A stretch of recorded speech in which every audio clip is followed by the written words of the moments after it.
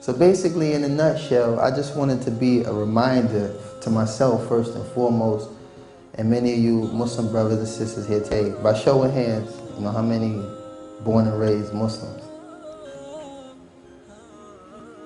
MashaAllah. I came from a Christian household. You know, I was young, very inquisitive. I used to spend 6 days a week in the church. So when I hear people say, you know, they're like die-hard Christian, okay, cool. I spent 6 days, man. I was in Cub Scouts. I played the piano. I was an usher. I was in Bible study. My grandmother was in a choir. I lived in the church. So I came to the conclusion that if I'm going to be here, I might as well take it serious. So I started taking Bible studies very serious. And as a young kid, I started reading things that were, you know, very contradicting. I was like, okay, what's going on here? You're telling me that Jesus is God, but why is he praying?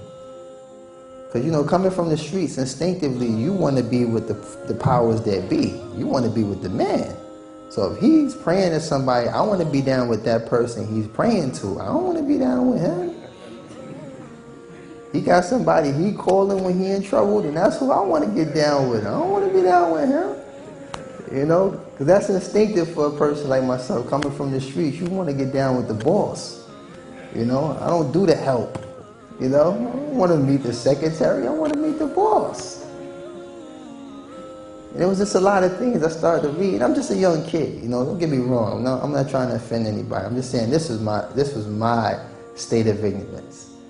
And I remember questioning it. I remember going to my pastor and I asked him a simple question. I said, yo, you know, Jesus is God. Like, you know, why is he praying?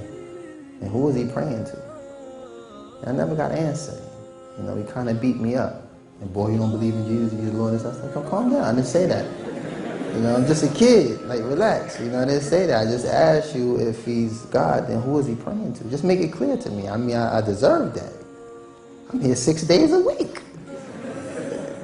I mean, I deserve that, right? Yeah. But by not getting the answer, I quickly dispelled the fact that a man could be God, and I always just kept in my heart that I know there is a creator. I couldn't identify with him. I didn't know his name. I didn't know, but I just knew, just by my natural inclination, that there was one creator. And this is the beauty of why we're here today, and the reminder that I want all of us to reflect on is true happiness comes from knowledge.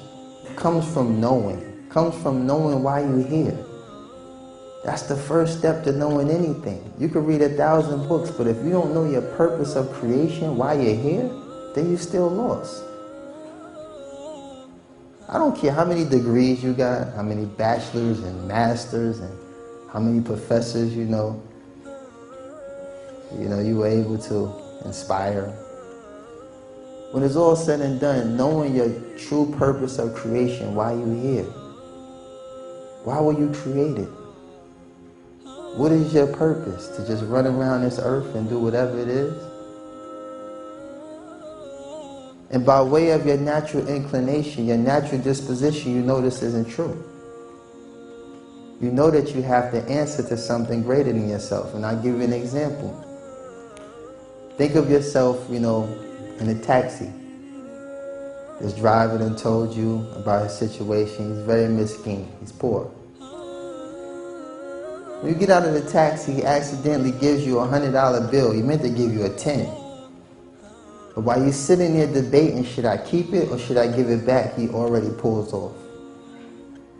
A part of you knows that you're going to have to answer for that. Son, right?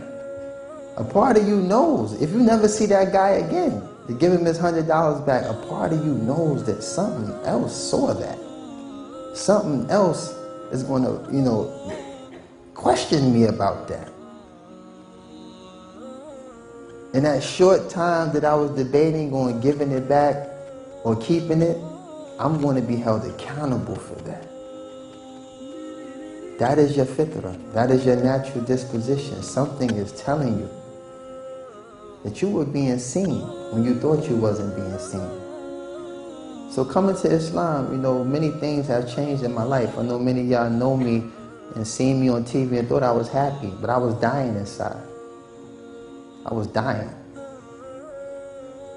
I was losing my grip on what I thought was right. I had already fulfilled my initial intention of aiding and helping my loved ones, but now I'm in this lifestyle stuck. I became entertainment for people. And this wasn't happiness. It wasn't happiness.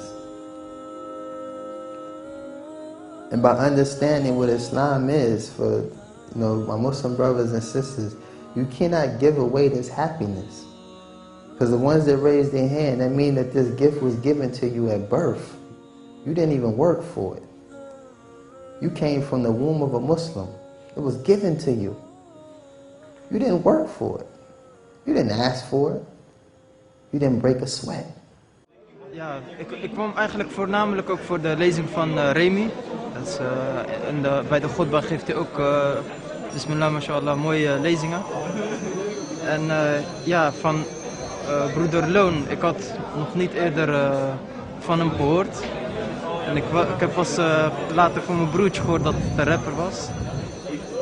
En ja, helaas kan ik zijn lezing ook niet bijwonen. Ik moet zo mijn dochtertje ophalen. Dus, Ik en broeder Selim, we zijn van Antwerpen gekomen om broeder Loon en Peer Vogel. Mogen Allah hen versterken in da'wa. Amin. We komen bezoeken en is onze iman versterken. En wat dat mij het meest aantrekt bij Peer Vogel, meer bij Loon is, mashallah, een paar jaar geleden was ik op zijn muziek aan het dansen in discotheeks. En mashallah, nu ben ik hier met hem. Hij heeft een baard, ik heb een baard, mashallah. Allah Azza wa Jal heeft ons gelaten. Allah Azza wa Jal zegt, als ik iemand laat, niemand kan hem afdwalen. Als ik iemand afdwaal, niemand kan hem leiden. Om even uit te horen hoe het met Loon is. Want we hebben inderdaad gehoord dat hij moslim is geworden. En we wilden eigenlijk wel graag weten wat zijn ervaring is in het dienen, zeg maar. Ik denk dat hij heel veel mensen kan inspireren. Natuurlijk, hij was een voorbeeld voor sommige mensen in de zaal misschien vroeger. Hij zat natuurlijk bij Bad Boy rappers met P. Diddy en die mensen. En nu is hij natuurlijk een moslim geworden. En misschien kan hij diezelfde mensen weer inspireren met het woord van